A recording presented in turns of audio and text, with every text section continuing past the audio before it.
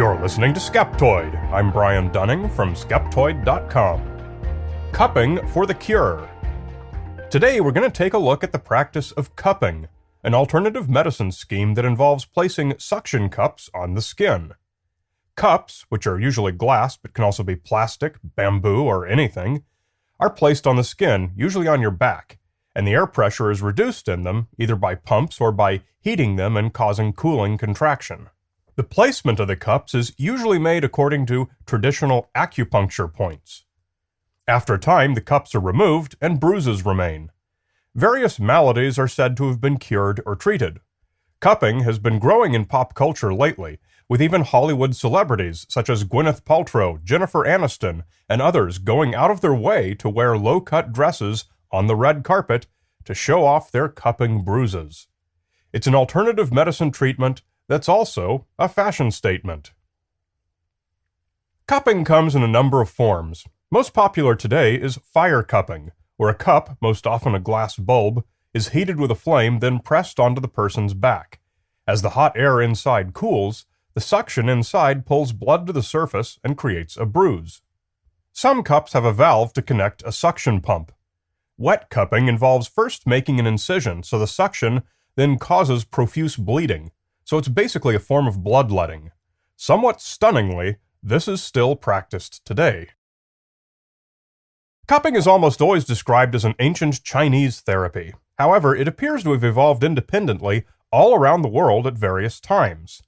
The most frequently repeated history of cupping, that you'll find with most any internet search, is that it comes from the Han Dynasty, and was referenced in a silk book from the year 168 BCE called Wu Shire Bing Feng, the 52 Prescriptions. However, this is not true. The 52 prescriptions described 52 healthy meals, and did not include any sort of clinical treatments. However, by the time of the Tang Dynasty, 618 to 907 CE, cupping was well established alongside acupuncture and was being taught in Chinese medical schools. Native American tribes throughout North America were also discovered to use a form of cupping, though no written record tells us how long it had been in practice. They used wet cupping to bleed the patient. Usually animal horns were used with a small hole at the narrow end through which the healer would suck with their mouth. Coastal tribes sometimes used shells. But long before the Native Americans or the Chinese, the great Greek father of medicine, Hippocrates, recommended the best way that cupping could be used to treat a variety of maladies. According to the 19th century cupping practitioner Samuel Bayfield, Hippocrates was a minute observer and has left us some striking remarks on the shape and application of the cups. He recommends that they should be small in diameter, conical in shape, and light in their weight, even when the disease for which they are applied is deeply seated. Even earlier than Hippocrates, cupping was being practiced in the Neo-Assyrian Empire, as described in cuneiform script impressed on clay tablets in about the year 700 BCE. Cupping by sucking with the mouth or by using a buffalo horn. But what's often claimed to be the oldest record of cupping comes from ancient Egypt. I visited a lot of websites that promote the use of cupping while researching this article, and I found references to two ancient papyri, called the Veterinary Papyrus and the Papyrus Ebers, which date from around 1800 BCE and are said to discuss the use of cupping. Both are fragmentary, but the translations of what remains are available online, and in neither one could I find anything that could reasonably be interpreted as cupping. The oldest verifiable reference to Egyptian cupping that I did locate was a bronze cupping vessel in the collection of the Science Museum, London, dated between 300 BCE and 300 CE, and a carved relief depicting medical instruments, including suction cups, in the Chapel of Sobek in the Temple of Komombo, built in the 3rd century CE. Why do cupping proponents reach for the oldest date they can find to attach to their practice? Trying to bolster your practice's credibility by claiming that it's really old says nothing about its validity. We call this the appeal to antiquity. In medical science, which has historically improved over time, antiquity is far more likely to be an indicator of obsolescence than of effectiveness. But for those who remain convinced that the value of cupping lies in its great antiquity, then it is considerably less valuable than they've been led to believe. But more important than its history was its use and utility. What did all of these ancient civilizations use cupping for?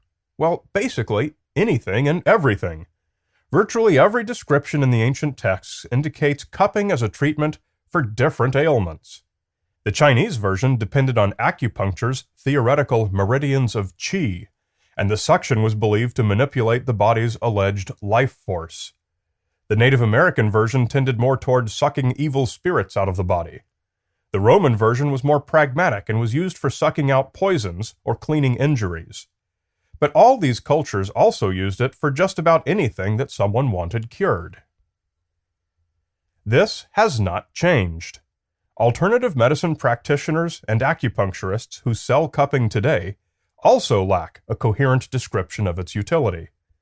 The Hollywood version usually rides the wave of the modern detoxification fad, claiming that the suction will remove undescribed and nonspecific toxins from the body, though I've not seen any description of how low pressure would cause sweat glands to secrete toxins instead of the sweat that they're biologically able to produce.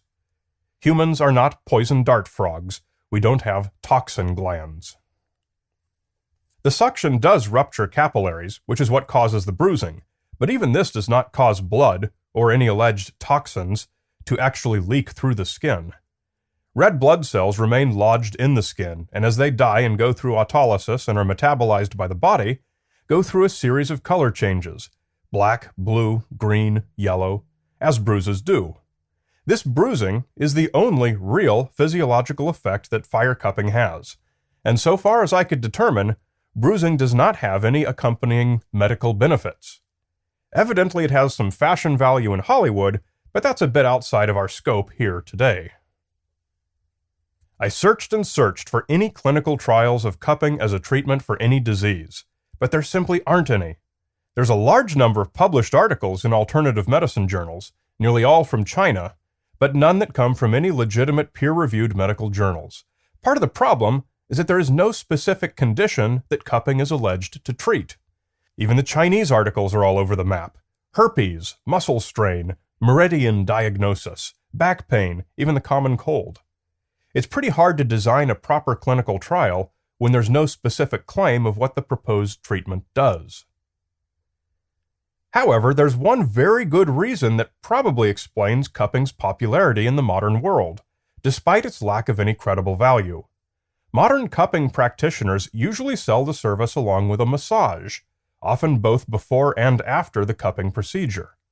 Massage is extremely relaxing.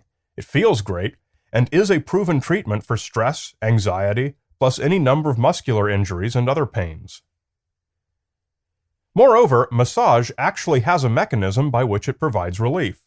Popular research performed at McMaster University in Canada and published in 2012 analyzed samples of muscle tissue both before and after brutal tissue-damaging exercise, and compared muscles that underwent therapeutic massage with muscles that did not. The analysis provided the mechanism and underscored what physical therapists and massage therapists have known for decades, that massage significantly improves the healing of muscle. For a long time, it was believed that lactic acid buildup, a biochemical byproduct of working out muscles, was reduced by the physical action of the massage. But the researchers found no evidence of that. Instead, they found, and I'll spare you the complex biochemical explanations, which are detailed in the paper if you want to look it up, that massage both reduces tissue inflammation and promotes cell regrowth. Coupled with the relaxation benefits, massage is both a pleasurable and genuinely healthful experience. And this is the case even if you do combine it with beads and rattles, recanting of charms, scattering of chicken bones, or fire cupping. Don't pay for both of them unless you really want to show off the bruises. And so it's not surprising that conflating the cupping process with a before and/or after massage will result in a positive experience, which, coupled with its perceived essence of ancient wisdom, becomes a trendy thing to do. Being trendy is fine, if that's your preference, but it remains important not to confuse massage relief with alleged beneficial effects of cupping. In addition to having a history of pre-scientific medicine, Cupping is a fashion statement, and nothing more. Anyone who sells it to you with any other claim is either ignorant of their own profession or a quack.